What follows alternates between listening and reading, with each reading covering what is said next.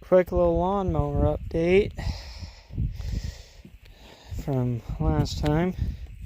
So turns out we got head problems, like a blown head gasket. But good news, we got our, I think I already said that. We already got our pulley in.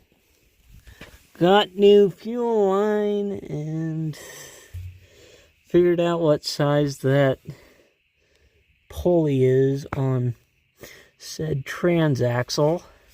I believe it is a 10-inch.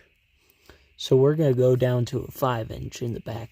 And we discovered what the axle, the transaxle pinion shaft size is, and it's 5/8. So that's good. But we also started to paint my rims.